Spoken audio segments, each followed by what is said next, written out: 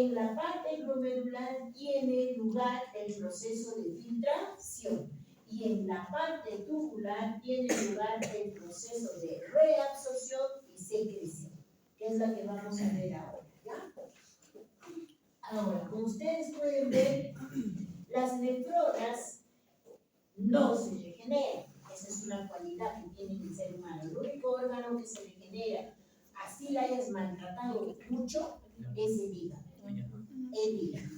Entonces, vamos a ver que si tus nefronas van evolucionando, ya no se regeneran. ¿A partir de qué edad vamos perdiendo, no es cierto? Nuestras nefronas a partir de los 40 años se van a ir reduciendo un 10% cada 10 años.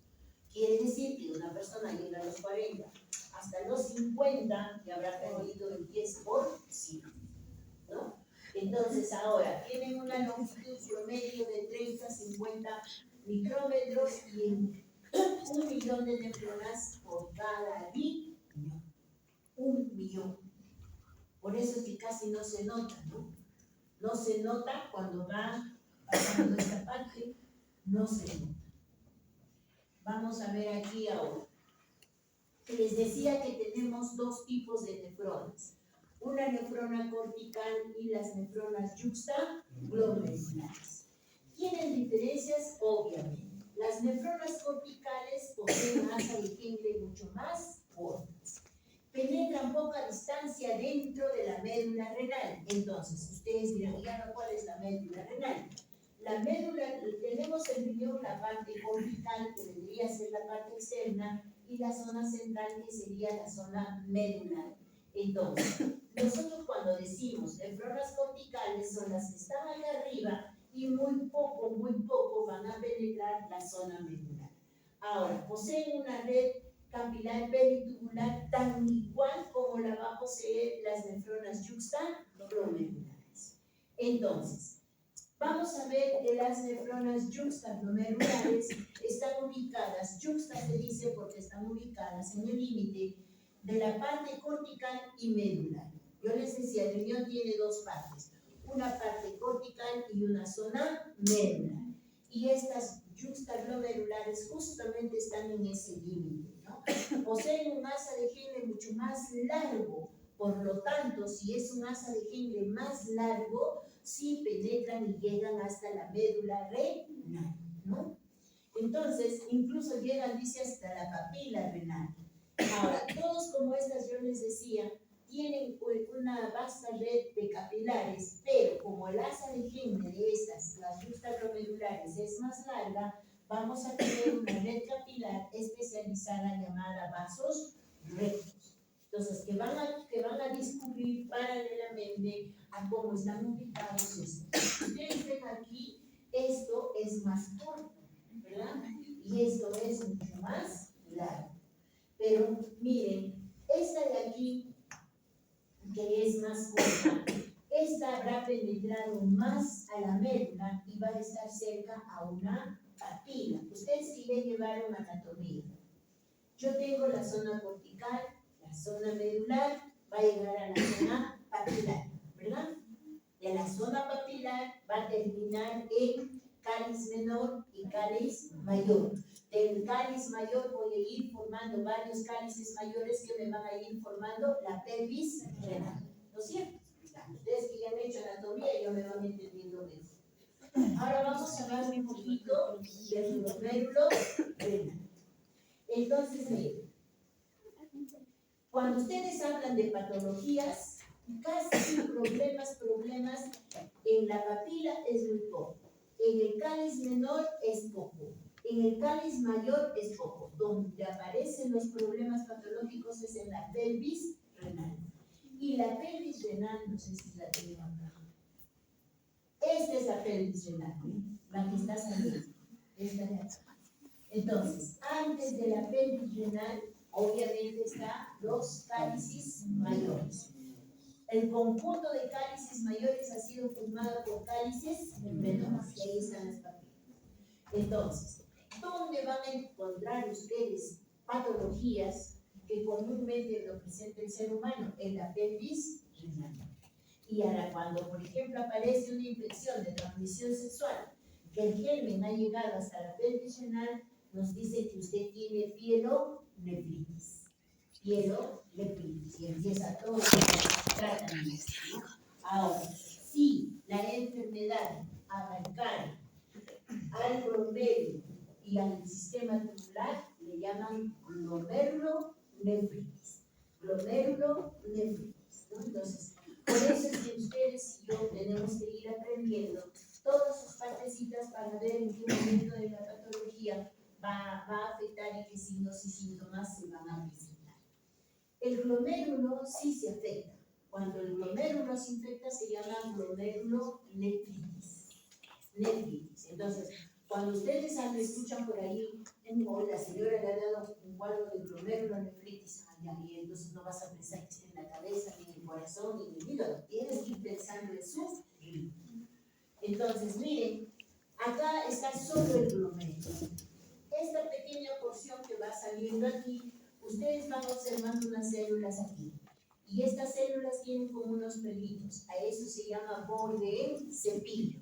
Esta la voy a tocar cuando hablo de túbulo proximal, porque sus características son muy importantes.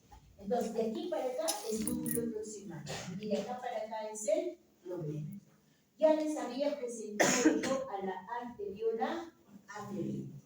Les había presentado a la arteriola efferente. ¿Por qué tiene las flechas así? Esta ingresa y esta sale. ¿Por qué? Porque se supone que por la arteriola aferente, esa es la que está ingresando el flujo sanguíneo. Y es la arteriola aferente que puede contraerse o puede dilatarse. Entonces, habíamos visto la noradrenalina. La noradrenalina le produce vasoconstricción o vasodilatación.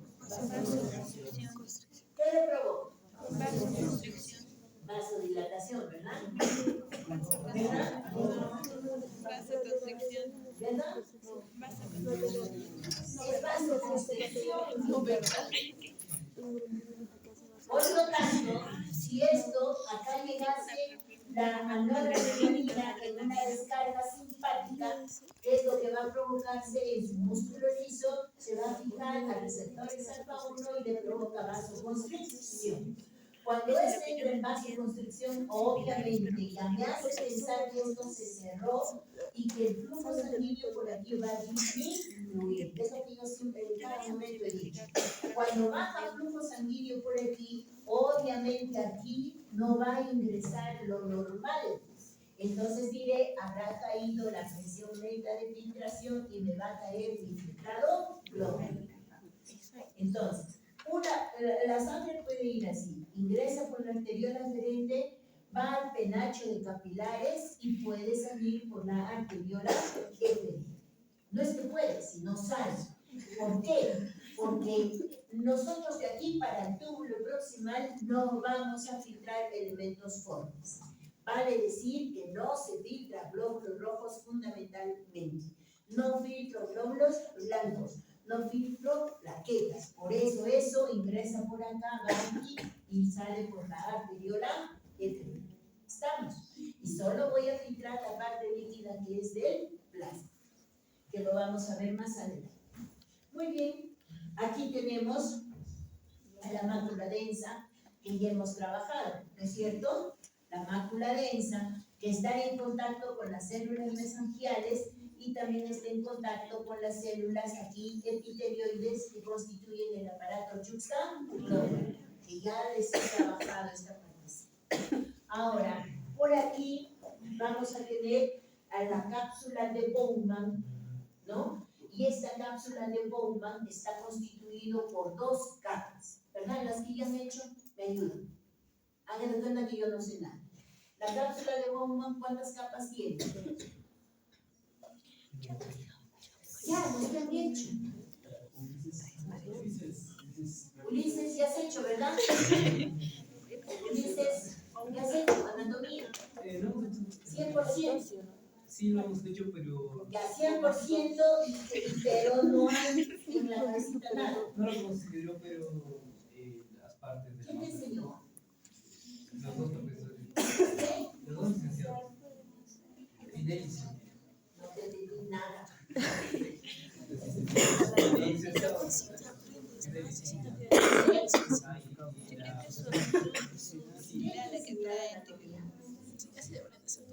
¿Y Fidel no ha llegado acá? La profesora Es que creo que para los temas, no me equivoco, no me visto con lo que es la licenciada Cintia. Y no hemos llegado a lo que es Con Cintia han hecho renal. Es que sale para los temas, tanto licenciada Esther como la licenciada Cintia. No, con ambos se ha llevado. Con ambos. La licenciada La capa externa se denomina hoja parietal o capa parietal. Y la capa interna que está en contacto con los glomérulos, esta parte se llama penacho de capilares. Prácticamente allí encima de ellos tengo a la capa visceral. En medio de ello es lo que yo filtro. O sea, todo este espacio que ustedes ven acá con las flechitas es a donde nosotros filtramos. Y esta sería lo que yo estoy hablando de la cápsula de Bowman. Y de la cápsula, para yo filtrar, van a ver que va a haber presiones ahorita, porque si no, no voy a poder filtrar. Entonces, eso sería hablando de la cápsula de Bowman con sus dos hojas, parietal y visceral.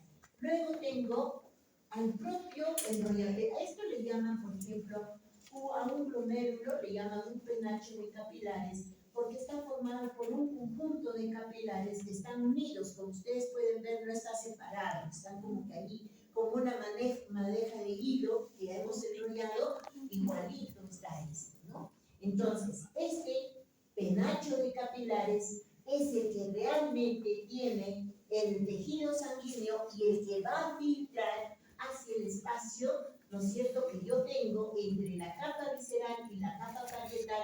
Voy a filtrar para que luego pase por el túbulo proximal. Entonces, ¿qué filtro? Se supone que por aquí ingresó todo, ¿verdad? Todo. Glóbulos rojos, glóbulos blancos, plaquetas y la parte líquida que es el plasma. En el plasma hemos dicho que encontramos varios solutos. Dame un soluto. Rápido. Sodio, dame otro soluto. Otro soluto. Fuerte, que te escuche tu compañera ya. Otro soluto. ¿Por qué no me conviene el plástico? Ya lo digo. ¿Es un soluto o es Es solvente? solvente. Soluto. Sodio, ya lo ha dicho. Cloro, magnesio, potasio, bicarbonato. Todo lo que hemos visto en la vez pasada, viene todo, pues no también no viene nada. Todo eso, juntamente con los elementos complementarios. Acá hay una peculiaridad, cuando nosotros filtramos, por eso dice filtración, no se filtran los elementos formes, tampoco proteínas. Ahorita vamos a ver cuáles son esas propiedades que tienen para yo no filtrar. Vamos a ver, como ya les dije, el glomérulo está constituido por un penacho de capilares o llamado también un ovillo capilar. Y obviamente, como ustedes pueden ver, si este es el penacho de capilares, ¿quién está cubriendo? La cápsula de Bowman. Eso es lo que está escrito aquí. Ahora, en la cápsula de Bowman, ya lo han dicho, tenemos dos hojas. La hoja parietal es externa y la hoja visceral es mucho más interna. Esta va a recubrir toda la superficie de los capilares glomerulares, es lo que les dije. Cuando nosotros vemos a esto, la superficie externa, bisexterna de los capilares. Esto, acá tengo a la hoja visceral. Ahora, en la hoja parietal vamos a ver que va a recubrir la superficie interna de la cápsula de Bowman. Eso quiere decir que la hoja parietal es esta superficie interna de la cápsula de Bowman. ¿Estamos? Entonces, la cápsula de Bowman está formada casi por un tejido conjuntivo que es la que está rodeando todo el glomérulo, pero que en su superficie interna vaya a tener a la hoja parietal y encima de los del penacho de capilares tengo la hoja visceral. Este espacio que hay entre la hoja parietal y la hoja visceral que nosotros tenemos es a ese espacio donde se filtra. Ahí filtro. Y de aquí pasa hacia el túbulo proximal. ¿Estamos? Entonces, ya, esto ya se dice. Entonces, ¿qué capa creen que está aquí? Miren aquí, acá me dice barrera de filtración. Barrera de filtración. Cuando me dice que yo tengo y ustedes tienen una barrera de filtración, me está diciendo que vamos a tener una barrera que me va a que se va a llamar el capilar fenestrado. La otra tengo la membrana basal y tengo las células epiteliales. Muy bien. Miren acá, ¿y dónde está el capilar fenestrado? En los espacios, en los poros. Dame el color.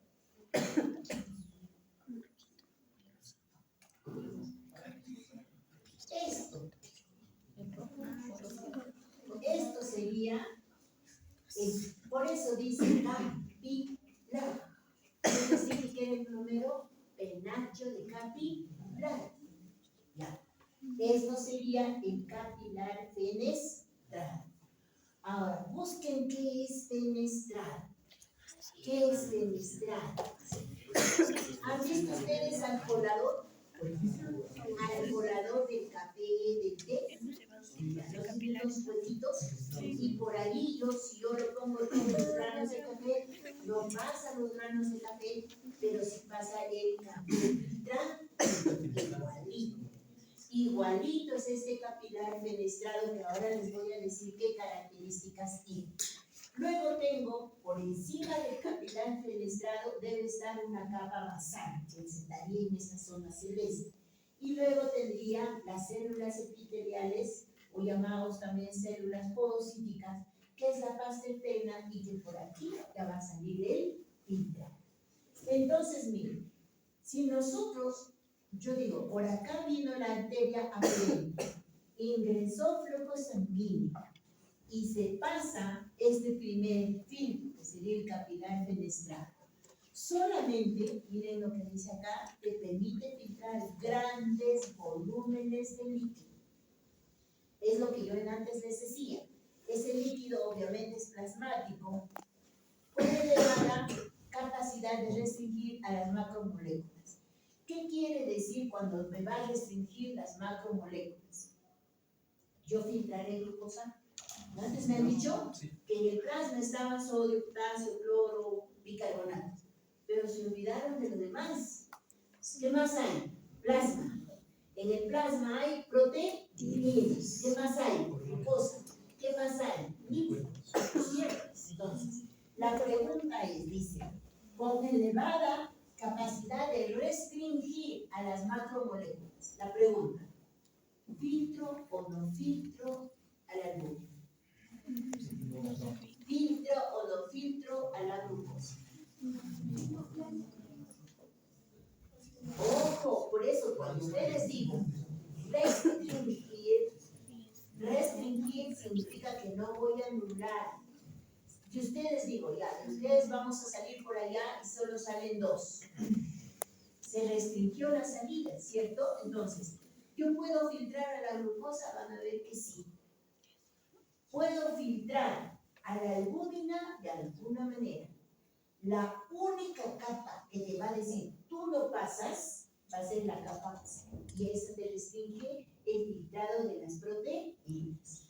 Pero en el túbulo proximal, en este túbulo proximal que yo les decía, aquí va a pasar lo filtrado, yo puedo encontrar a la glucosa. Sí vamos a encontrar a la glucosa, como van a ver más adelante.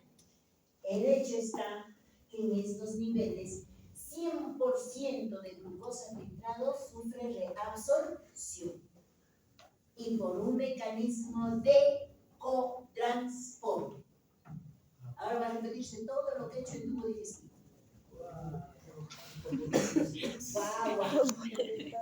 Guau. Sí vas a filtrar, pero el cuerpo es tan maravilloso, mientras tú no eres diagnosticado como prediabético o diabético, lo poco que has filtrado, que se le pasó, estas células la van a reabsorber 100% de glucosa.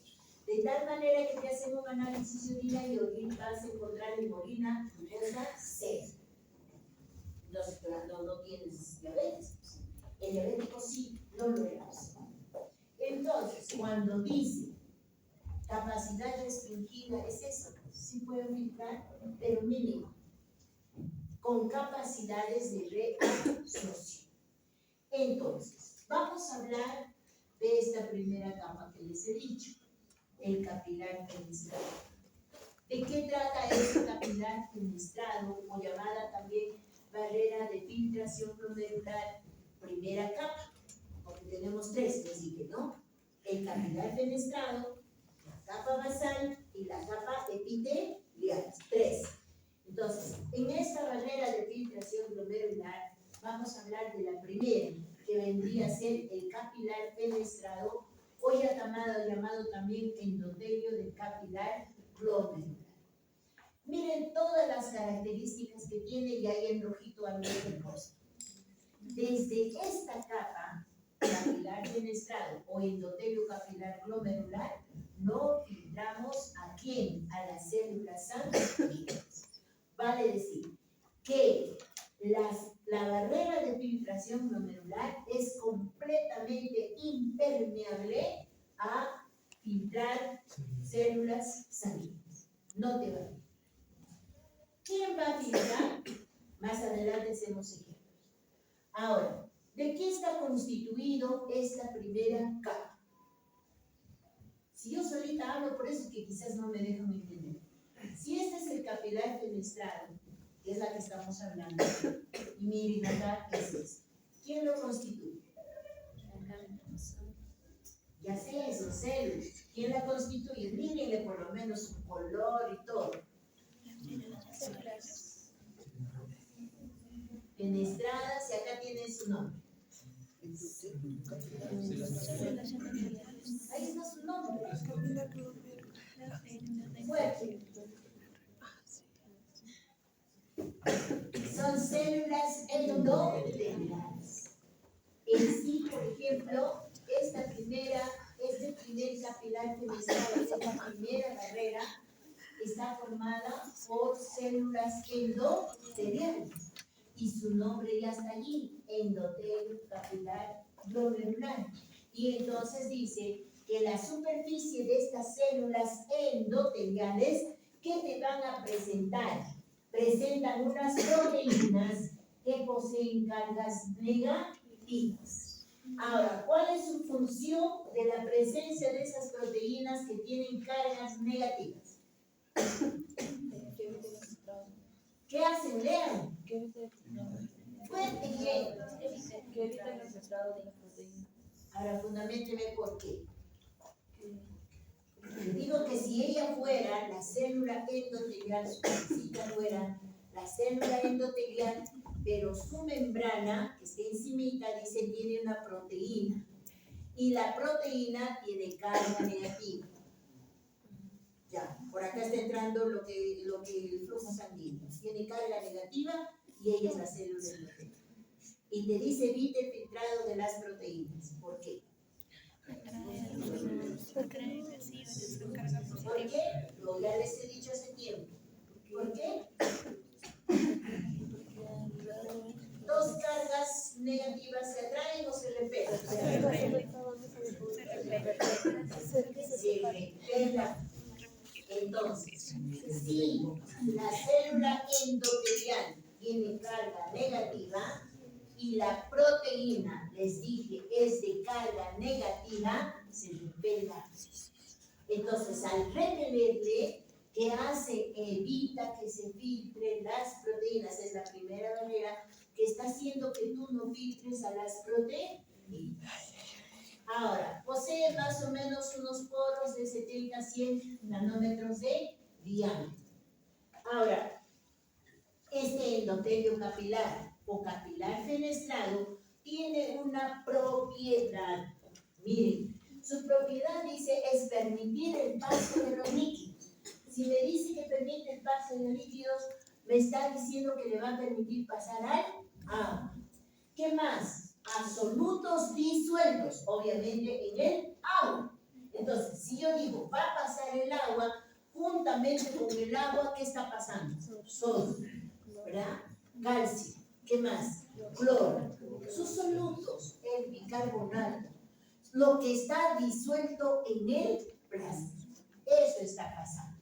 Ahora, dice que puedo filtrar pequeñísimas cantidades de proteínas plasmáticas, las que no las ha podido retener con esta propiedad. Ahora, de hecho sí, esta primera capa llamada capilar fenestrado, de ninguna manera te deja pasar glóbulos rojos, glóbulos blancos o plaquetas. Eso sí, sí te puede dejar pasar pequeñas cantidades de proteínas, sí te puede filtrar, pero de ninguna manera células sanguíneas. ¿Ya? Entonces, las células mesangiales las vamos a revisar y tengo la segunda membrana que sería la membrana basal glomerular. Esta es la que está al medio, en la parte intermedia. Ahora, vamos a ver que como membrana basal glomerular va a presentar tres zonas. Una zona proximal, ¿no es cierto?, con un endotelio más claro, una zona intermedia y una zona externa. Parecía que fuese ancha, pero es corta, es de diámetro bastante pequeño. Su estructura gruesa y compleja, ¿no es cierto?, tienen una función fundamental. ¿Cuál es? Esta capa es la que se opone directamente a la salida o al filtrado de las proteínas. No te va a permitir pasar a las proteínas. Ahora, ustedes se preguntarán, ¿por qué no permite pasar a las proteínas? Vamos a ver, porque en esta membrana basal vamos a encontrar glucoproteínas. Bueno, está formada esta membrana por colágeno tipo 4, por glucoproteínas y por glucosamina glicada. Esta es fundamental su presencia en la membrana basal. ¿Por qué? Porque otorga carga negativa. Y realmente esta capa es la que repele fuertemente a las proteínas.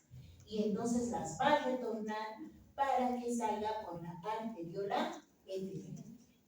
Entonces, miren, esta es la segunda capa, es importante, y como ustedes pueden ver, la primera capa, por su carga negativa, la célula endotelial, por su proteína que tenía carga negativa, impedía el filtrado de las proteínas, desde ahí empezamos.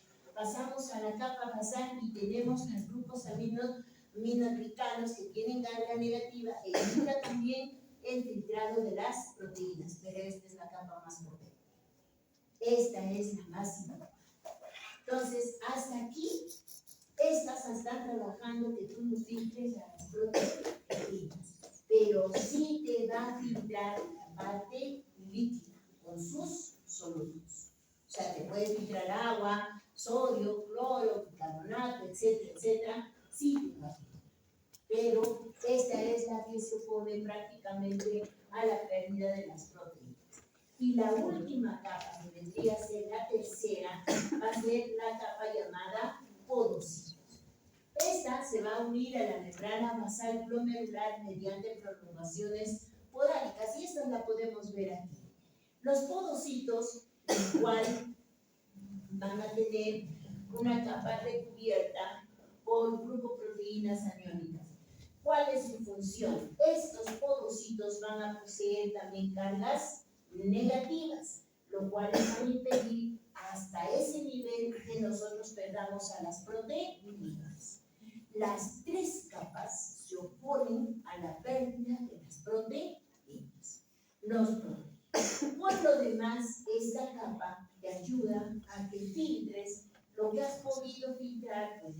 agua, sodio, cloro, bicarbonato, sal. Pero se opone a la pérdida de las proteínas porque también tienen cargas negativas en su superficie. Entonces, son 3 capas cuya función fundamental es evitar la pérdida de las proteínas. A ver, yo les pregunto, ¿dónde tengo las proteínas? ¿Dónde están las proteínas? En el plasma. En el plasma. Les estoy diciendo sin filtro plasma. Pero cuando va a filtrar el plasma, en el plasma estoy encontrando la albúmina, la globulina, el fibrinógeno, pero sobre todo la albúmina, porque es la más abundante. Entonces, cuando va filtrando plasma, estas 3 capas se oponen a la pérdida o al filtrado de las proteínas plasmáticas. ¿Estamos? Ya. Entonces, si nosotros no perdemos sí. Miren, solo para ustedes ya habían buscado albúmina, ¿verdad? Albúmina. ¿Qué más hemos buscado? La globulina. ¿Qué más hemos buscado? El fibri. No. Ya, estas, ¿recuerdan ustedes cuándo eran sus concentraciones? 80 de albúmina. ¿Cuánto es el total de albúmina plasmática? ¿Cuánto era? Albúmina, el 80%. No. Albúmina. Investiga. No. Ay, no me acuerdo. No pasa de 8. ¿Recuerdan? Ya, el hecho está, pero traen con valores, ¿ah? Porque esto ya viene después en el examen. Yo te voy a poner valores para que tú me digas si eso no es. La persona que pierde más cantidad de albúmina es cuando lesiona estas 3 unidades. Cuando una persona sufre una infección y lesiona esta primera capa, lesiona la segunda capa, lesiona su tercera capa, ¿qué probabilidades hay de encontrar en orina albúmina? Altas. Por eso un paciente que tiene